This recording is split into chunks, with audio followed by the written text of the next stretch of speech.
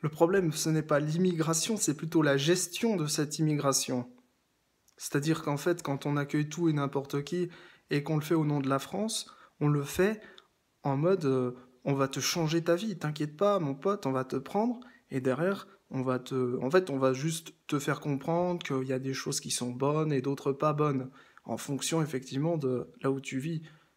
C'est-à-dire que on va te dire que ça c'est bien, ça c'est pas bien, en fonction des intérêts, bien sûr, du pays, mais au-delà de tout ça, des intérêts de l'idolâtrie de manière généralisée, c'est-à-dire du n'importe quoi magmatique, de ce vivre ensemble qui en fait n'est pas une réussite, vous l'aurez compris, puisque jusqu'à présent, le seul vivre ensemble, c'est toujours passé avec des gens soit pas extrémistes, soit extrémistes, mais qui savent se tenir et aussi voilà, avec cette acceptation de sa propre identité qui est parfois en contradiction avec le pays, en contradiction avec les valeurs du pays, où qu'on se trouve d'ailleurs.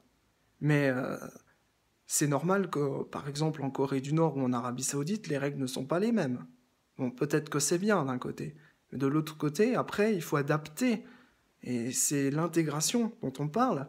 Ça n'est pas une réussite, puisque de toute façon, il n'y a pas d'intégration possible, il n'y a plus de modèle. Bah, il n'y a plus de modèle français en l'occurrence, il n'y a plus de modèle tout court.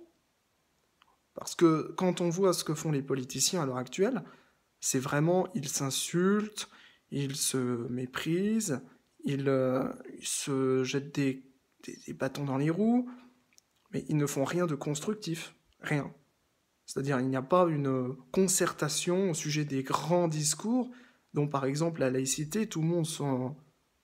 Je suis désolé, mais tout le monde s'en fout. La laïcité, ça sert à quoi? On parlait du vivre ensemble. Donc quand tu t'installes quelque part, tu t'adaptes un peu, tu vas voir comment vivent les autres et tout, tu essaies de t'intégrer. Ça, c'est normal. Et en fait, c'est comme ça partout. Et c'est pas forcément une question de pays, pas pays, c'est une question de on s'intègre, c'est-à-dire là, souvent ce qui s'est passé dans les grandes périodes migratoires et dans les grandes invasions barbares, les gens sont les plus forts, donc comment dire, ils se positionnent, ils se sentent chez eux, c'est normal. C'est un peu bête, mais la planète appartenant à tout le monde s'installe un peu comme il l'entend, quoi. Et derrière, ce qu'on a du mal à intégrer, c'est qu'il existe des populations de catégories, hein, en fonction de leur religion, de leur race, oui, de leur culture, au sens général du terme, et ces populations sont très différentes les unes des autres. Donc prétendre à une coexistence, il faut pouvoir quand même assurer derrière. Et c'est vrai que ce serait pas mal quand même. On vit dans le monde moderne et on sait très bien que cette planète appartient à tout le monde. Simplement, il faudrait redistribuer les richesses, tout redistribuer, tout revoir à zéro. Et ça, effectivement, ceux qui ont les richesses vont les défendre coûte que coûte. C'est logique. Ah, ça, c'est de bonne guerre, on va dire. Mais de l'autre côté, il n'est pas possible non plus de croire en un communisme qui soit autant idolâtre que d'adorer des statues de 15 mètres de haut des dirigeants politiques. Il n'est pas question d'avoir euh, des, grands, des grandes figures comme ça qui ne sont pas des saints, nous le savons tous.